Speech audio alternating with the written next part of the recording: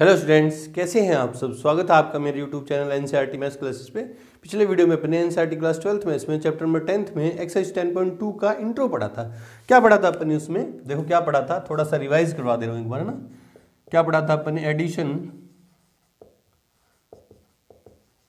Of vector, जिसमें अपन ने दो लॉ पढ़े थे, एक तो triangle law of vector addition और एक parallelogram law of vector addition, है ना। सदिश योगफल का त्रिभुज नियम और एक सदिश के योगफल का समांतर चतुर्भुज नियम, है ना। फिर उसके बाद अपन ने पढ़ा था प्रॉपर्टीज, है ना। प्रॉपर्टीज पढ़ी थी अपन ने, प्रॉपर्टीज ऑफ वेक्टर एडिशन, ठीक है। फिर अपन ने पढ़ा था component form, component form of vector, है ना। फिर अपन ने पढ़ा था अपने यूनिट वेक्टर, है ना, unit vector along axis, along axis, है ना। अपन ने देखा था कि एक्सिस के अलोंग कौन सा यूनिट वेक्टर होता है, वाई एक्सिस के अलोंग कौन सा होता है ना। फिर पढ़ा था अपन ने वेक्टर ज्वाइनिंग टू पॉइंट्स, है ना। फिर कंडीशन ऑफ कोलिनियरिटी,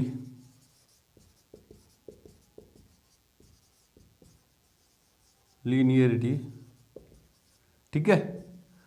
और अपन ने देखा था कि दो वेक्टर इक्वल कब होते हैं, A vector equals to B vector कब होते हैं, जब इनके स्केलर कंपोनेंट इक्वल हो, ना। और अपन ने देखा दो वेक्टर को ऐड कैसे करते हैं, उनके स्केलर कंपोनेंट को ऐड करके वेक्टर को एडिशन करते हैं ना। फिर सेक्शन फॉर्मूला देखा था अपन ने, सेक्शन फॉर्मूला, जिसमें इंटरनल और एक्सटर्नल दो फॉर्मूले देखे थे ना। इतना कुछ अपने पिछले वीडियो में इंट्रोडक्शन पार्ट में देखा था ना। आज की इस वीडियो में अपन क्या करने वाले हैं, एक्सरसाइज 10.2 से पहले के जो एग्जाम्पल हैं वो सारे कंप्लीट करने वाले हैं। देखो एग्जाम्पल नंबर 4 मैंने बोर्ड पे लिख रखा है। देखो क्या कह रहा है कि एक्स वाई और जेड के मान ज्ञात कीजिए ताकि सदिश ए वेक्टर और बी वेक्टर क्या है, समान है ना।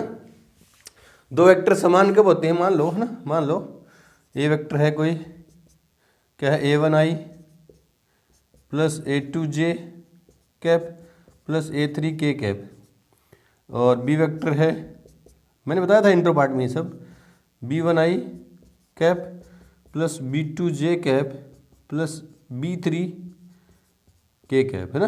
ये दोनों इक्वल हैं, ए वेक्टर इक्वल्स टू क्या है, बी वेक्टर है, तो इनके स्केलर कंपोनेंट इक्वल होंगे ना, कॉरस्पॉन्डिंग, ना।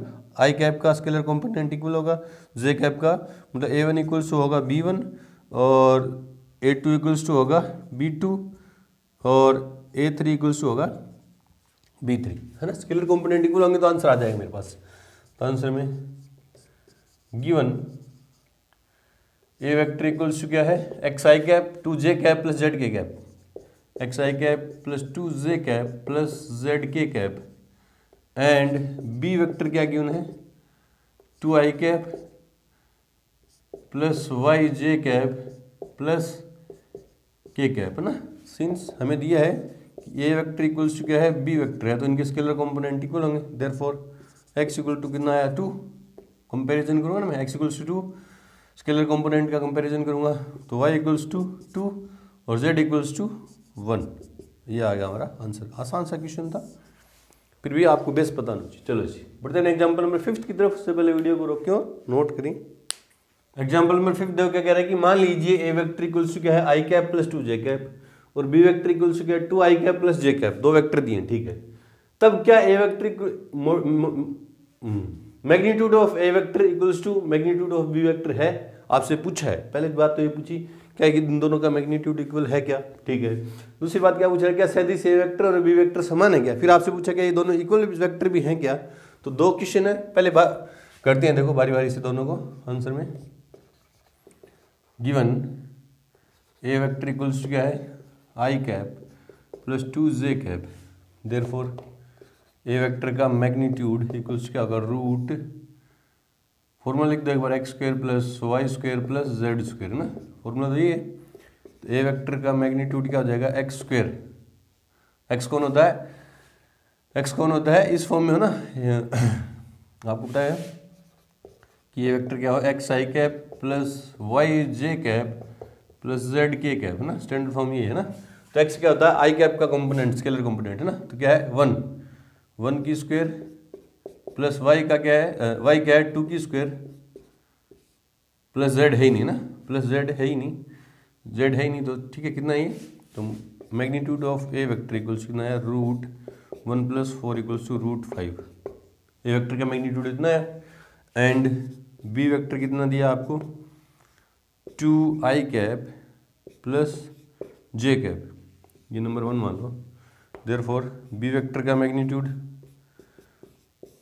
√2 की स्क्वायर प्लस 1 की स्क्वायर, तो बी वेक्टर का मैग्नीट्यूड क्या आया, √4 + 1 √5 नंबर सेकंड। तो आपने देखा मैग्नीट्यूड तो इक्वल है by first and second, magnitude of A vector equals to आया मैग्नीट्यूड ऑफ बी वेक्टर, दोनों मैग्नीट्यूड तो समान है।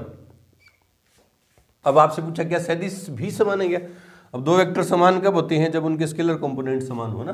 आप देखो इनके ए वेक्टर और बी वेक्टर के स्केलर कंपोनेंट समान है क्या, देखो आई कैप का यहाँ स्केलर कंपोनेंट क्या है, ए वेक्टर में 1 है और यहाँ क्या है 2 है, समान ही नहीं है ना, क्योंकि ए वेक्टर व बी वेक्टर के अदिश घटक समान नहीं है, समान नहीं है, since A scalar component of A vector and B vector does not equal, therefore A vector does not equals to B vector. ये आपने दूसरे का आंसर लिखा है ना। चलो जी इस तरह से करेंगे। बढ़ते हैं एग्जाम्पल नंबर 6 की तरफ, उससे पहले वीडियो को रोकें और नोट करें। एग्जाम्पल नंबर 6 देखो क्या कह रहा है कि सदिश ए वेक्टर दे दिया कि अनुदिश है ना, मात्रक सदिश की याद कीजिए। ए वेक्टर दे दिया, उसके अलावा आपको यूनिट वेक्टर फाइंड करना है ना। यूनिट वेक्टर फाइंड करने का आपके पास फॉर्मूला भी है, क्या है, कोई वेक्टर ए वेक्टर उसके अलावा यूनिट वेक्टर क्या होगा, A cap equals to A vector upon magnitude of A vector, ये फॉर्मूला है, ये अपने देखा था इंट्रो में। चलो जी आंसर में लिखेंगे, सिंस ए वेक्टर इक्वल्स क्या है 2i cap plus 3j cap plus K cap है ना। अब हमें क्या चाहिए, इसका मैग्नीट्यूड चाहिए, therefore magnitude of A vector equals क्या जाएगा, √x² plus y² plus z²। तो ए वेक्टर का मैग्नीट्यूड क्या है, रूट में 2 की स्क्वायर प्लस 3 की स्क्वायर प्लस 1 की स्क्वायर। तो ए वेक्टर का मैग्नीट्यूड इक्वल्स क्या है, √4 + 9 + 1 इक्वल्स टू √14 है ना। Therefore A cap therefore unit vector along A vector क्या होगा, क्या किससे लिखेंगे, ए कैप से, इक्वल्स क्या होगा, A vector upon magnitude of A vector. तो A cap equals to A vector कितना है, 2i cap plus 3j cap plus K cap upon में क्या है, मैग्नीट्यूड कितना है, √14 है ना, और ए कैप क्या है 2/√14, आई कैप प्लस 3/√14, जे कैप प्लस 1/√14 के कैप है ना। ये आ गया यूनिट वेक्टर। और आपको पता है यूनिट वेक्टर में जो स्केलर कंपोनेंट हैं वो क्या होते हैं, डीसी, और सिंपल वेक्टर में जो स्केलर कंपोनेंट होते हैं वो क्या होते हैं, डीआर है ना। और यूनिट वेक्टर में स्केलर कंपोनेंट होते हैं वो डीसी और डीआर दोनों होते हैं ना, आपको बताया भी था, आगे क्वेश्चन आएगा तो अपन देखेंगे भी। चलो जी बढ़ते हैं एग्जाम्पल नंबर 7 की तरफ, उससे पहले वीडियो को रोकिए और नोट करें। एग्जाम्पल नंबर 7 देखो क्या कह रहे हैं कि ए वेक्टर को दे दिया, सदिश ए वेक्टर के अनुदिश ऐसा सदिश ज्ञात कीजिए जिसका परिमाण 7 इकाई है ना। हमें वेक्टर दे दिया, उसके अलोंग एक ऐसा वेक्टर हमें चाहिए जिसका मैग्नीट्यूड कितना हो, 7 यूनिट हो ना।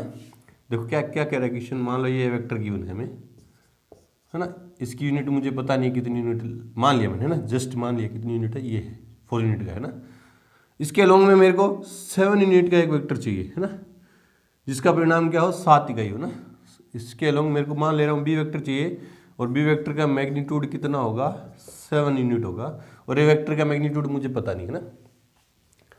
तो क्या करना है, ए वेक्टर का अपन क्या निकालेंगे, यूनिट वेक्टर निकालेंगे। ए वेक्टर का क्या निकालेंगे, यूनिट वेक्टर निकालेंगे, उसको 7 से मल्टीप्लाई कर देंगे, है ना। 7 ए कैप से मल्टीप्लाई करूंगा तो वो क्या हो जाएगा, उसी के अलोंग 7 यूनिट का क्या हो जाएगा, वेक्टर मिल जाएगा मुझे, जिसको मैंने क्या बोल रखा है, बी।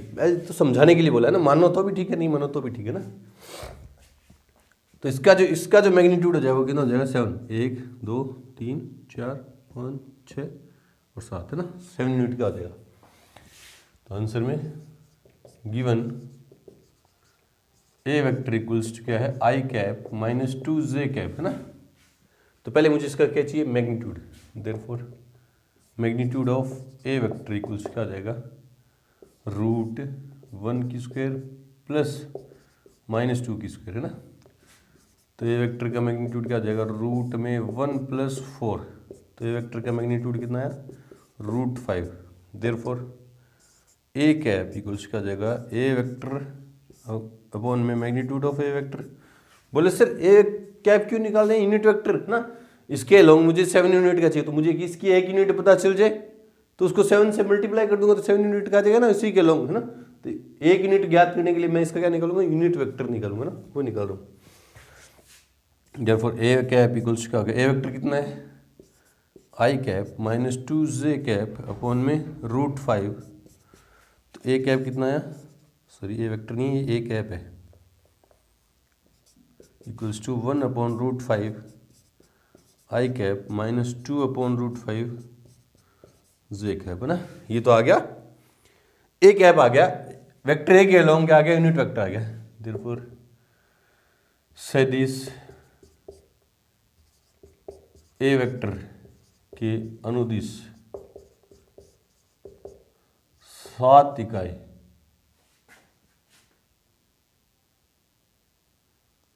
इकाई परिमाण का सदिश बराबर क्या हो जाएगा, 7 × ए कैप। तो 7 × ए कैप, है ना, क्या हो गया, 1 upon √5 i cap minus 2 upon √5 j cap. ये ए कैप की वैल्यू है, ठीक है। इसको किसी भी वेक्टर को स्केलर से मल्टीप्लाई करते हैं तो वो क्या हो जाएगा, अंदर मल्टीप्लाई हो जाएगा ना, जो स्केलर है वो अंदर स्केलर कंपोनेंट से मल्टीप्लाई हो जाएगा। तो 7 upon √5 i cap minus 14 upon √5 j cap. इसका जो ये क्या है, 7 ए कैप, है ना। तो इसका मैग्नीट्यूड कितना है, 7 है, और किसके अलोंग है वो, ए वेक्टर के। और इसको मान लो ना, लेट बी वेक्टर मान लिया इसको आपने, और वो 7 यूनिट का वेक्टर ना, 7 मैग्नीट्यूड का वेक्टर है, और अलोंग किसके है, ए वेक्टर के। चेक करते हैं इसका answer. Example number 7 upon √5 i cap minus 14 upon √5 j cap, बिल्कुल सही है। बढ़ते हैं एग्जाम्पल नंबर 8 की तरफ। उससे पहले वीडियो को रोकें और नोट करें। एग्जाम्पल नंबर 8 देखो क्या कह रहा है कि सदिशों ए वेक्टर और बी वेक्टर के योगफल के अनुदिश मात्रक सदिश ज्ञात कीजिए ना। 2 वेक्टर दे दिए, ए वेक्टर और बी वेक्टर, उनके एडिशन के अनुदिश अलोंग, है ना। हमें क्या चाहिए, यूनिट वेक्टर चाहिए ना। कंपोनेंट फॉर्म में दे रखे हैं तो सीधा एडिशन कर देंगे उनका ना आंसर में। गिवन ए वेक्टर इक्वल्स क्या है, 2 आई कैप प्लस 2 जे कैप माइनस 5 के कैप, एंड बी वेक्टर क्या दे रखा है हमें, 2 आई कैप प्लस जे कैप माइनस प्लस 3 के कैप, है ना। Therefore A vector plus B vector ना, इन दोनों को ऐड करेंगे तो भी एक वेक्टर मिलेगा हमें ना। तो कैसे होगा देखो, 2 आई कैप प्लस 2 जे कैप माइनस 5 के कैप प्लस 2 आई कैप प्लस जे कैप प्लस 3 के कैप, है ना। अब कैसे ऐड होंगे, इनके स्केलर कंपोनेंट ऐड हो जाएंगे ना। 2 + 2 कितने हो जाएंगे, 4 आई कैप, 2 + 1 कितने हो जाएंगे, 3 जे कैप, माइनस के 5 प्लस के 3 तो माइनस के 2 के कैप, है ना। ये आ गया हमारा ए वेक्टर प्लस बी वेक्टर ना, इन दोनों के सम के अलोंग यूनिट वेक्टर आ गया। अब इनके दोनों के सम के अलोंग हमें क्या चाहिए, यूनिट वेक्टर चाहिए। उसके लिए हमें क्या निकालना पड़ेगा, मैग्नीट्यूड, है ना। उसके लिए क्या निकालना पड़ेगा, magnitude. Therefore since magnitude of A vector plus B vector, क्योंकि ये एक पूरा वेक्टर ही तो है, ए वेक्टर प्लस 2 वेक्टर का सम क्या देगा, वेक्टर ही तो देगा।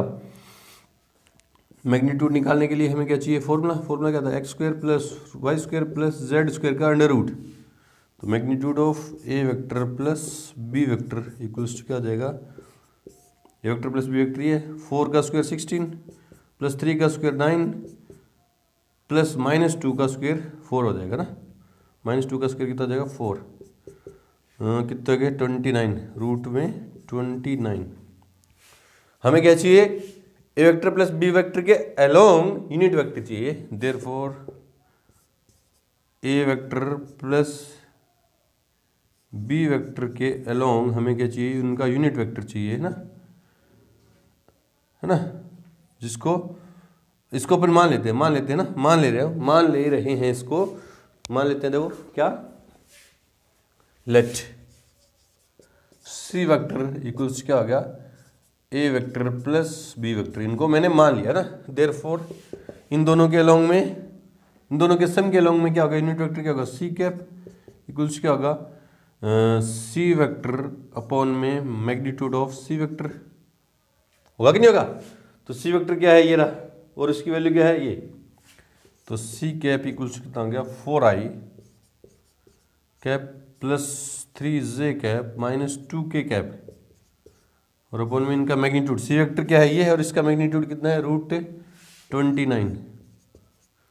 तो सी कैप इक्वल्स क्या आ गया 4/√29 आई कैप प्लस 3/√29 जे कैप माइनस 2/√29 के कैप, ये आ गया हमारा वेक्टर, ए वेक्टर प्लस बी वेक्टर के अलोंग यूनिट वेक्टर। चेक करते हैं आंसर इसका, एग्जाम्पल नंबर 8 है ना, 4/√29 आई कैप प्लस 3/√29 जे कैप माइनस 2/√29 के कैप, बिल्कुल सही है। बढ़ते हैं एग्जाम्पल नंबर 9 की तरफ, से पहले वीडियो को रोक के और नोट करें।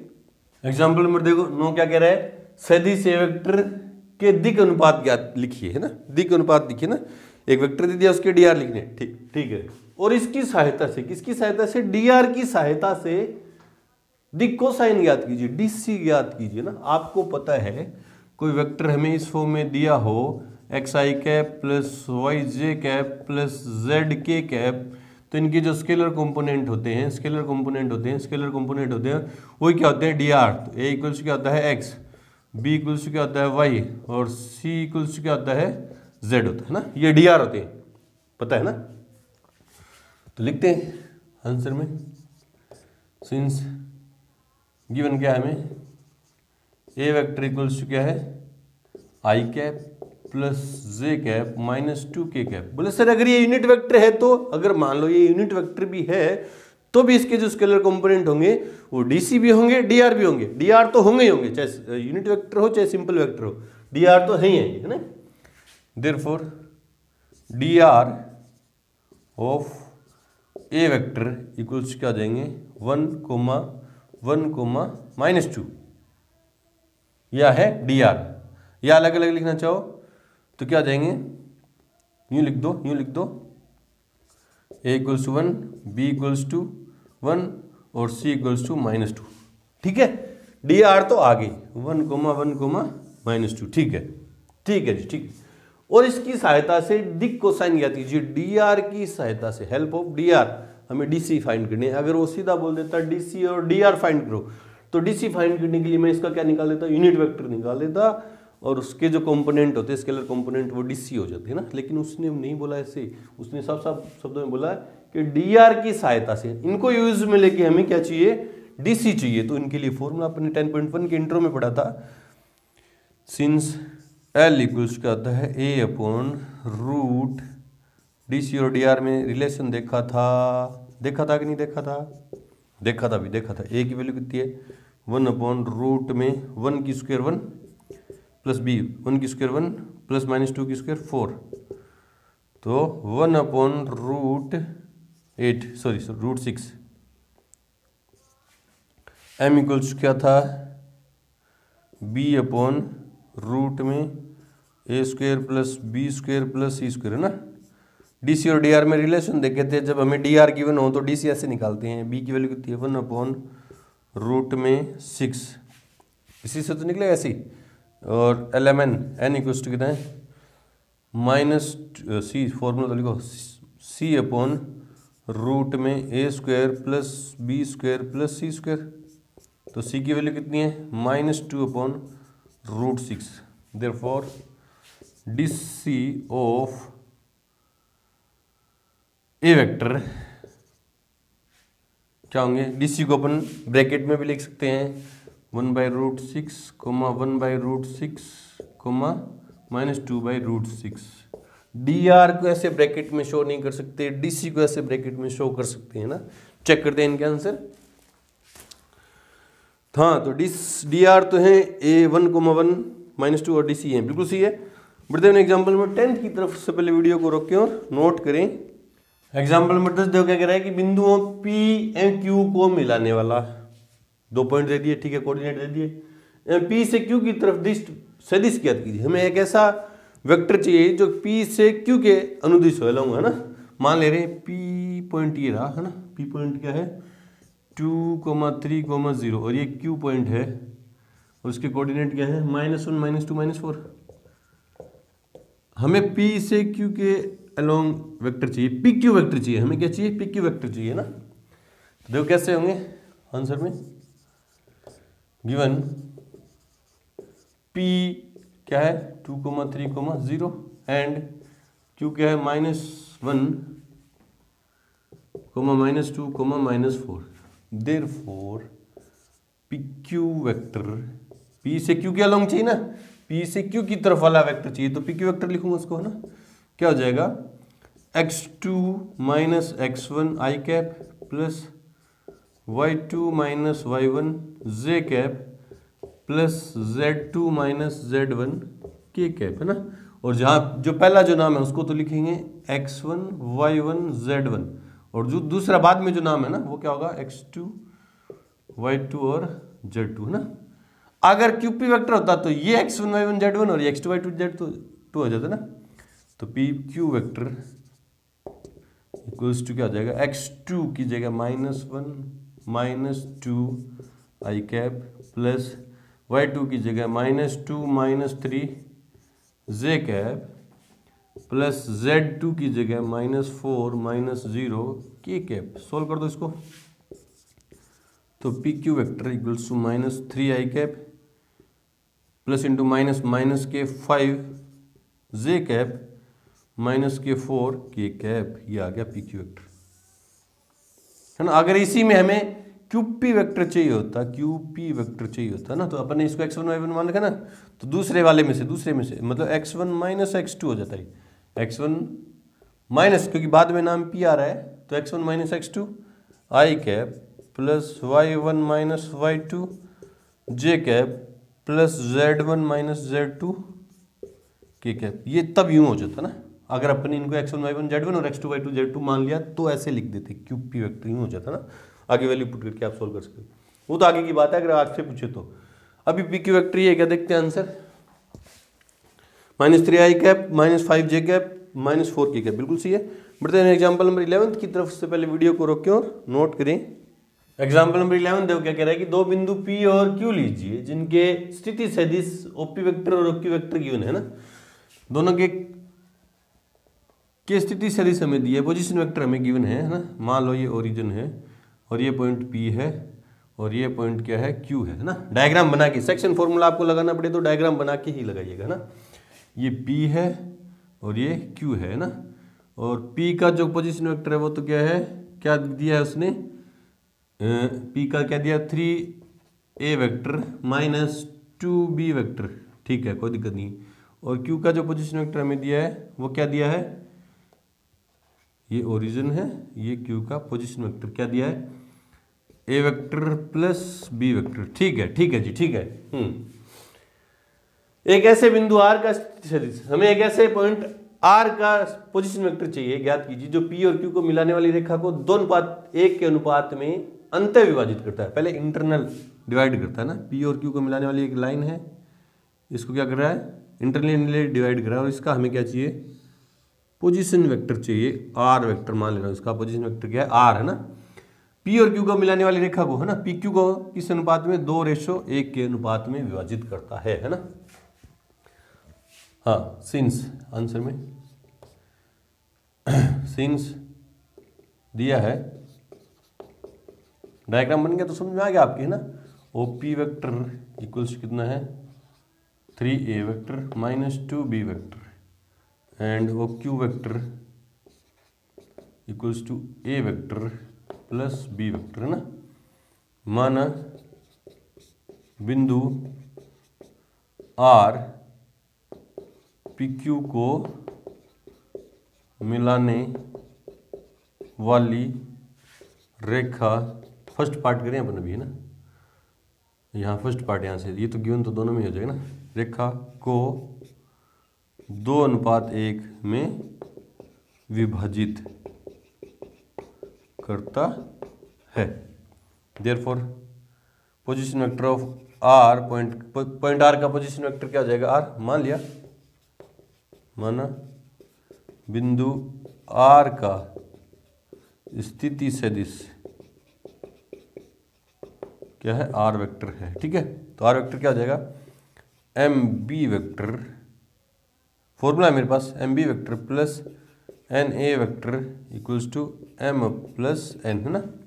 ये फॉर्मूला तो है, ये फॉर्मूला तो है भाई, ये पी मान ले रहा हूँ, ये क्यू मान ले रहा हूँ, और ये ओरिजिन है, इनके पोजीशन वेक्टर है बी वेक्टर और इसका है ए वेक्टर, है ना। और इन दोनों को ज्वाइन करने वाली लाइन है, इस पर एक पॉइंट है आर, और इसका आर वेक्टर इसका पोजीशन वेक्टर आर पॉइंट का ना, और ये एम रेशो एन में डिवाइड करें तो एम बी वेक्टर एन ए वेक्टर ना।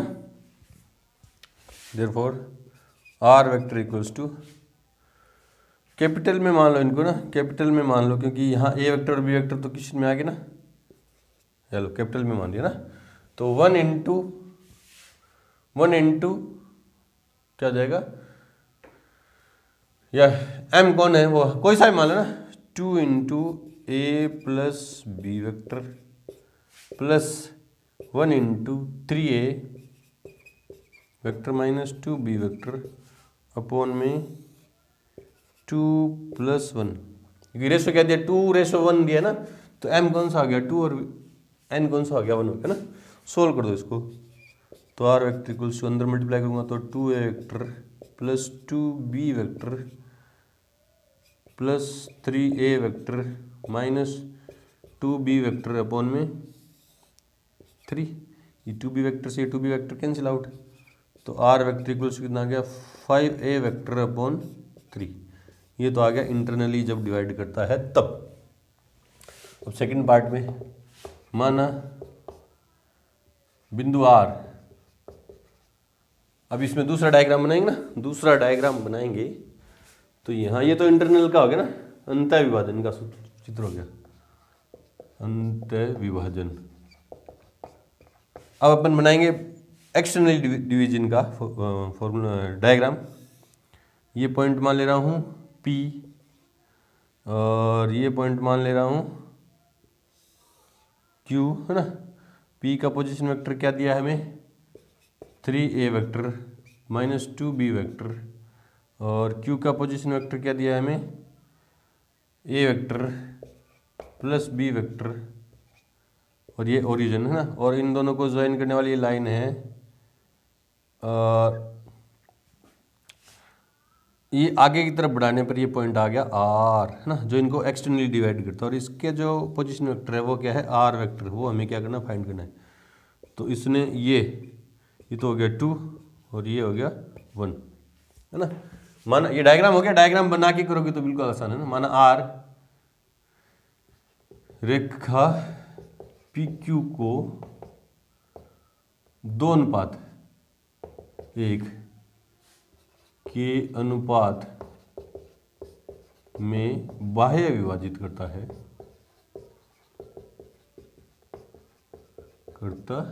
ना। देयरफॉर तथा माना बिंदु R का स्थिति सदिश क्या है R वेक्टर है, इसलिए एक्सटर्नल डिवीजन का फॉर्मूला क्या है R vector equals to m B vector minus n A vector, capital में क्या लिख रहा हूँ क्योंकि स्मॉल में तो क्वेश्चन में गिवन है, अपॉन में m माइनस n, है ना। तो r vector equals to m कौन है 2 into a vector plus B vector, इसका इसके साथ है ना माइनस n कौन है 1, 3a vector minus 2b vector upon में 2 माइनस 1, है ना। r vector equals to 2a vector plus 2b vector minus 3a vector minus होगा ना प्लस 2b वेक्टर, है ना। कितना है r वेक्टर अपॉन में क्या आ गया 1, चाहे लिखो चाहे मत लिखो। तो r vector equals to 2a vector minus 3a vector, तो माइनस का a वेक्टर प्लस के 4b वेक्टर, ये आ गया एक्सटेंडेड डिवाइड जो कर रहा है पॉइंट उसका पोजीशन वेक्टर। चेक करते हैं आंसर। एग्जांपल नंबर 11 है ना, 5 वेक्टर अपॉन 3 और दूसरा 4b vector minus a vector, हाँ बिल्कुल सही है। बढ़ते हैं एग्जांपल नंबर 12 की तरफ से, पहले वीडियो को रोकें और नोट करें। एग्जांपल नंबर 12 देखो क्या है कि दर्शाइए कि 3 पॉइंट दे दिए ए बी सी, है ना, उनके कोऑर्डिनेट नहीं दे के उनके पोजीशन वेक्टर दे दिए ना, कोऑर्डिनेट नहीं दे के इनके कोऑर्डिनेट पोजीशन वेक्टर से कोऑर्डिनेट निकल जाएंगे ना। ए के कोऑर्डिनेट है 2, -1, 1 और बी के हैं 1, -3, -5 और सी के कोऑर्डिनेट क्या है 3, -4, -4, है ना। कोऑर्डिनेट नहीं दे के उसने पोजीशन वेक्टर दे दिए ए बी सी के, ठीक है। एक समकोण त्रिभुज के शीर्ष है ना, हमें प्रूफ करना है कि जो तीनों पॉइंट है एक rectangle sorry right angle triangle के वर्टेक्सिस है ना। तो देखो समझते हैं पहले, ये y, ये x और ये z। ये एक पॉइंट है A और दूसरा है B और तीसरा है C, है ना। ये C आ गया ना। इनके पोजीशन वेक्टर मुझे गिवन है। A वेक्टर का पोजीशन वेक्टर क्या है, पॉइंट A का पोजीशन वेक्टर क्या है 2i cap minus j cap plus k cap, ठीक है। और B पॉइंट का पोजीशन वेक्टर क्या है i cap minus 3j cap minus 5k cap. और C पॉइंट का पोजीशन वेक्टर क्या है, ये है ना, C पॉइंट का 3i cap minus 4j cap minus 4k cap. Position vector दे दी तीनों के ना। और इन तीनों को अगर मैं ज्वाइन कर दूं, तो मुझे पूछ रहा है कि जो ABC ट्राइंगल है हमें प्रूफ करना है कि ये क्या है राइट एंगल ट्राइंगल है। ये ABC ट्राइंगल जो है वो राइट एंगल ट्राइंगल है ना, हमें ये प्रूफ करना। और इसका पोजीशन वेक्टर मैं थोड़ा यूं शो कर दे रहा हूं ना। अब आपको पता है अपन जो वेक्टर पढ़ रहे हैं उसमें जो वेक्टर पढ़ेंगे वो क्या है, एक डायरेक्टेड लाइन है। डायरेक्टेड लाइन में 2 चीजें होती है, एक तो डायरेक्शन और एक उसका मैग्नीट्यूड लेंथ, है ना। डायरेक्शन तो हमें जैसे ए बी है बी सी है इस तरह से शो कर देंगे ना। इसकी जो डायरेक्शन है, ये जो ए वेक्टर है तो इसकी ये ओ है ना, तो ओ ए वेक्टर मतलब ओ से ए की तरफ डायरेक्शन है। मैग्नीट्यूड हमें लेंथ किससे पता चलती है, उसके मैग्नीट्यूड से ना। तो मैं क्या करूंगा, इस ट्राइंगल की तीनों साइड निकालूंगा, इस ट्राइंगल की तीनों साइड के वेक्टर निकालूंगा, है ना। और उनका मैग्नीट्यूड निकाल के उनमें पाइथागोरस मैग्नीट्यूड हमें क्या देगा, इस ट्राइंगल की तीनों साइड की लेंथ दे देगा। फिर उसमें पाइथागोरस प्रमेय लगा के देखूंगा तो मेरे पास अगर वेरीफाई हो जाएगी पाइथागोरस प्रमेय तो राइट एंगल ट्राइंगल है, नहीं हुई तो नहीं, है ना। तो आंसर में गिवन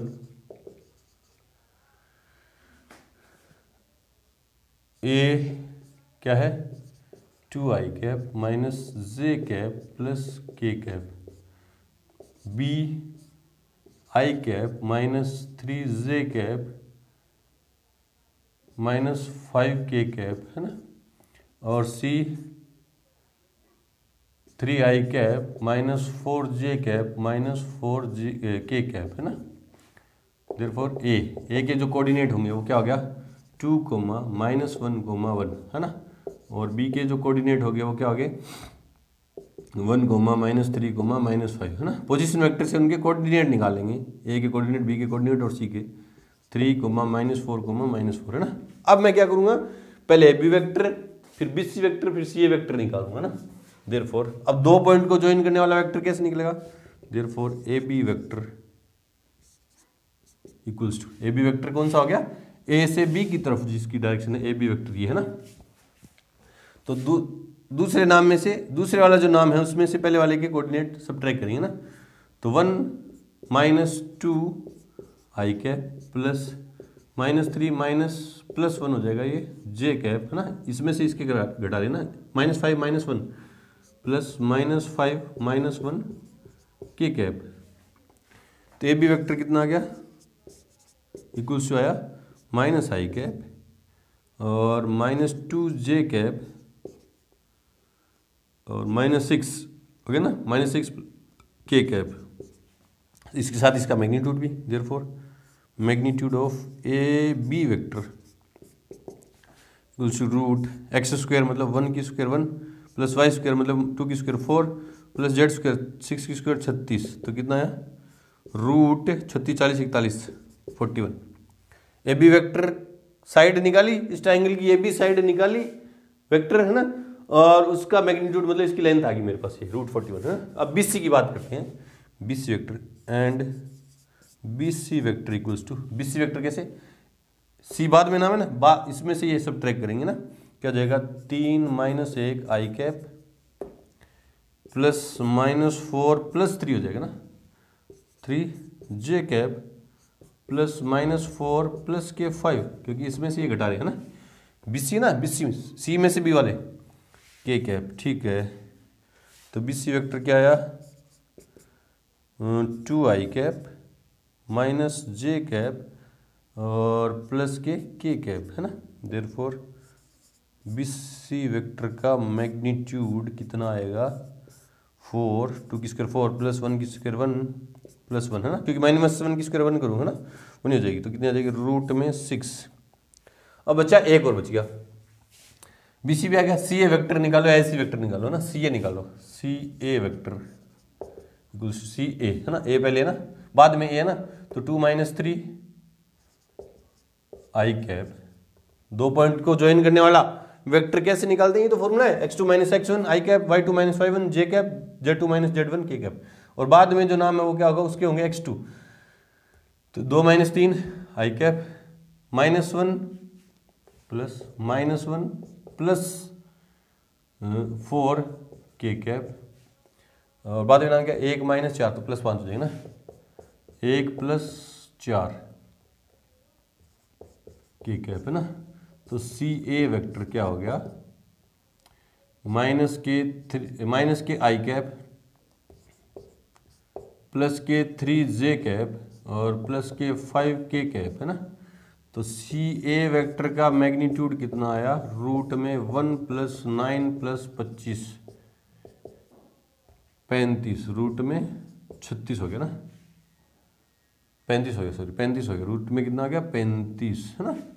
देखो मैग्नीट्यूड क्या दिया, ए बी की लेंथ कितनी है रूट 41, बी सी की लेंथ रूट 6 और ए सी की लेंथ कितनी आई रूट 35 है ना। तो सबसे बड़ी साइड कौन सी है a b, since mod a B vector का स्क्वायर इक्वल्स कितना आएगा रूट 41 का स्क्वायर, तो कितना देगा 41, ये नंबर 1। बाकी जो दो साइड बच की पाइथागोरस थ्योरम लगा रहा हूँ मैं ना, उन दोनों का स्क्वायर का सम, तो magnitude of B C vector की square plus magnitude of C A vector की स्क्वायर इक्वल्स टू, इसका कितना आएगा मैग्नीट्यूड 6, इसका स्क्वायर करूँ 6 + 35 इक्वल्स टू कितना आया 41, ये number second. By first and second